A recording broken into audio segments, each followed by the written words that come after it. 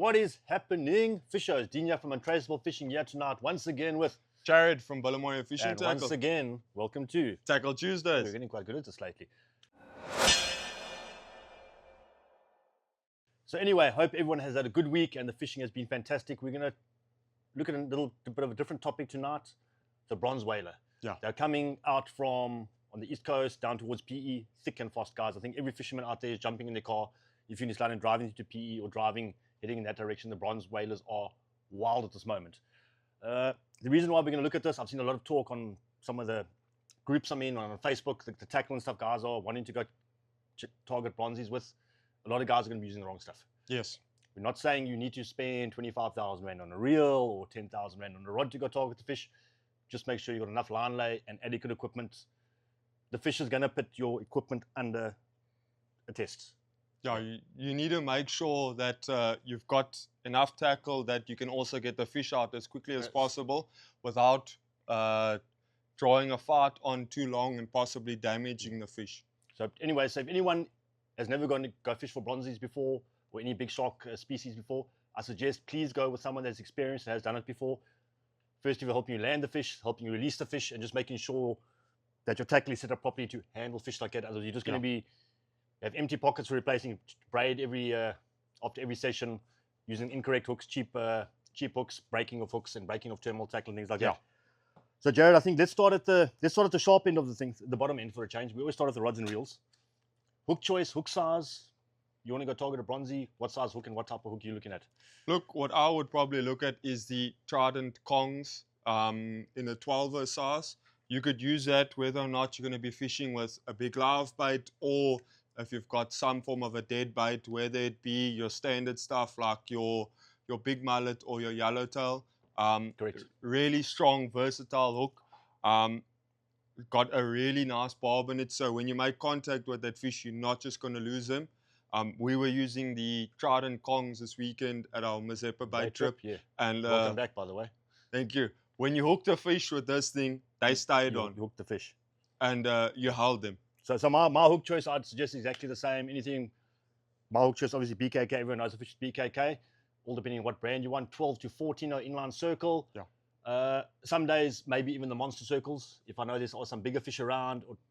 See, I'm a bit different. If I'm fishing lighter braid, fishing 50 pound, I'm going to fish the inlines. As soon as I go to 65, 80 pound, where I'm really going to put heavy brakes on it, I'm going to step up to a bigger, heavier hook to really take the brunt. So yes. Bronze whaler fishing, 12.0 to 14.0, depending on the brand of your choice. I think hook size out the way. Don't go fishing them with mono hook snoots, guys. You need wire for these fish. Yes. Yes, there are some guys that luckily do get fish on mono sometimes. They're not fishing and they do land the fish if you hooked it clean. But you're fishing for sharks, fish with wire. Yes, 100%. Okay, so wire choice, Jared. What do you tie your traces up with? Look, I normally use either a 200 or, in my case, I use a Trident wire, which is a 210 pound. Obviously, what we're speaking about now is pretty much sort of your throw bait stuff. Yeah. So for that setup, I would go something like a 200 pound carbon coated wire. That's what I prefer, and that does a job for me. Yeah. So I use 175 pound. I just find it ties knots a bit easier for myself. Yeah. But so anywhere 175 pound up to 250 pounds, I think anywhere in that region should be a fine. Yes. For the guys that aren't carting baits, that are throwing baits and things like that. Swivel size, Jared and I pretty much use the same size swivel. We use 1.0 power swivels. Yeah.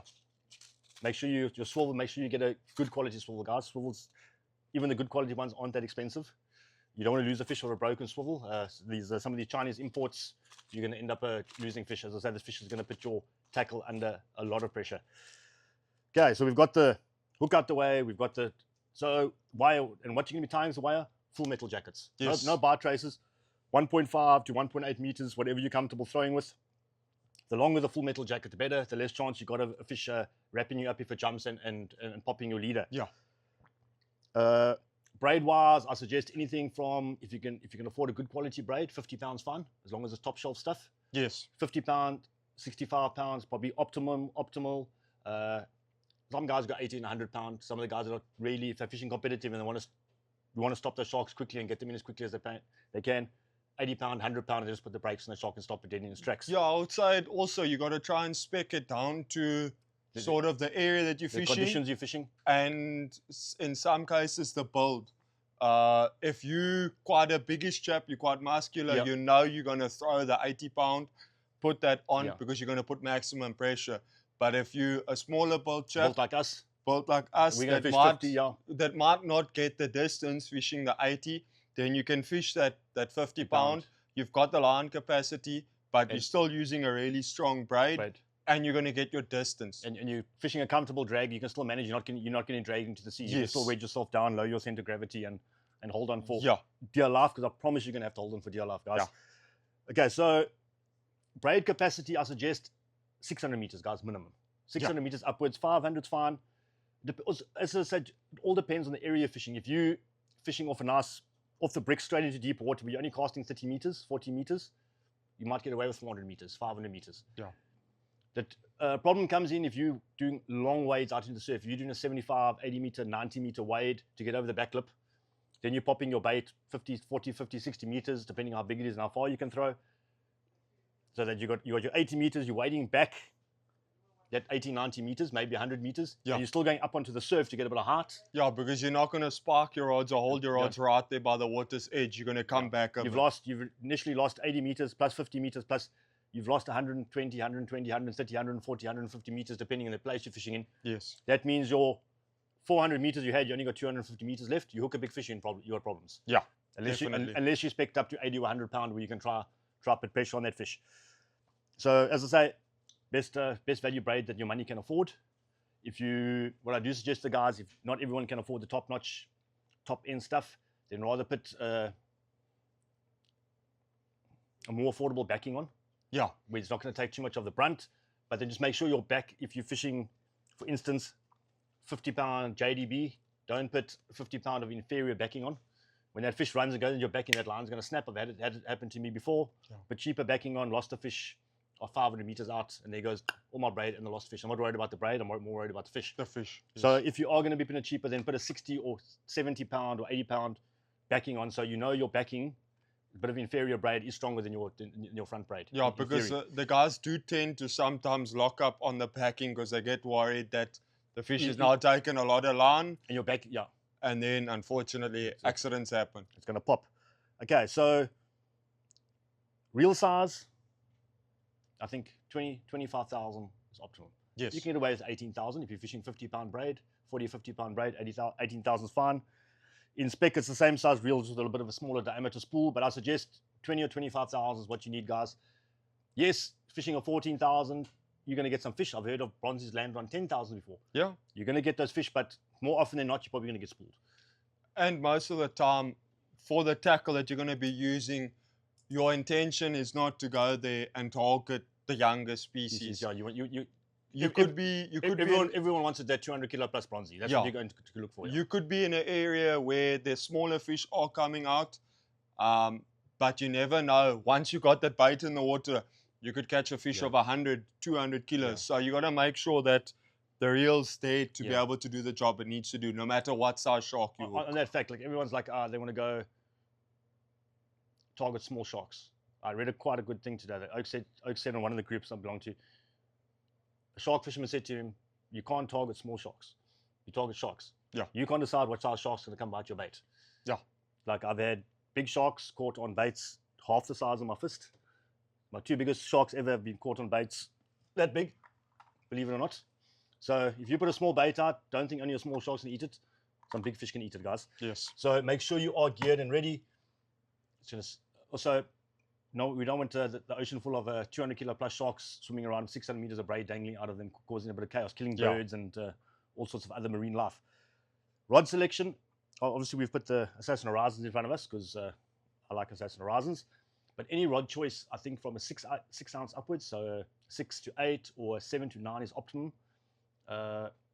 More for the purpose of having to throw the bait out. So you can throw the bigger bait, you can throw the heavier sinker. Yes.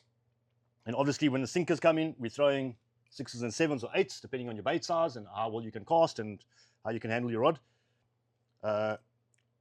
Full wire sinkers. When your bait's out, you don't want your bait drifting around.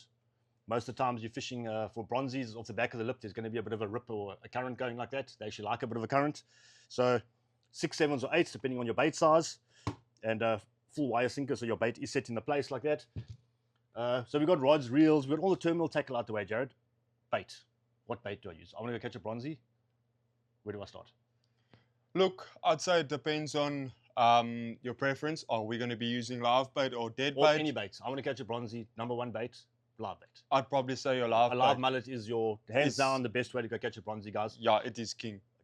Not everyone has access to get live bait. The sea might be big on its head today. Mullet are dying out there. Other bait selections, listen, guys, catch them on squid baits, small squid, nice presented squid baits. Yeah. Any sort of fleshy bait, yellowtail, bonito, mackerel. If it's shad season's open, a shad fillet. Yeah. Yes. Shark as bait, very good way to set bait. I know the guys are going to probably be up in arms using sharks as bait. You legally allowed to keep some shark species, and if you use them as bait, you well within your legal rights to do it. So if I've offended everyone out there, sorry guys, but guys use shark as bait for fishing. Yeah, it's part of fishing. It's been happening for years. It's been happening for years, and it's in your legal rights. So the guys do use lessers, and I won't go through the actual species they do use because some guys are giving tips and stuff away. But everyone knows that people use lesser sand sharks to go target other species. It is one of those things. Handling sharks, as I said, be careful. Be out there for the guys that are inexperienced at it. 3 essentials if you are going to go target sharks that you need to carry with you guys. I get mad. I go fishing with mates and we go fish for a shark. I'm on, my bag's far away. No pliers in the bag, no side cutters in the bag, no hook pull in the bag. Yeah. Something I suggest we do, we go big shark fishing. We have a separate little bag, pair of pliers in it, pair of nice long pliers. Do you want to pass the side cutters there, Yeah. Jared? Little pair of side cutters. The hook puller you don't even have to have. So as long as you got those 2 items with you. So as the guys that just got back from Mazeppa Bay know, you can hook a fish at a certain place in Mazeppa Bay. You can land that fish 600 to 800 meters away from you. Yeah. Now you've got the fish out. It's got big, nice, sharp teeth. Your hook's a little bit deeper than you thought it was in the back of the mouth. You can't get your hook out. You've got 180-pound wire coming out of its mouth. What do? You can't chew through that stuff with your teeth. No, That means someone's going to try to hold the shark for the 20 minutes it takes you to get there and back, guys.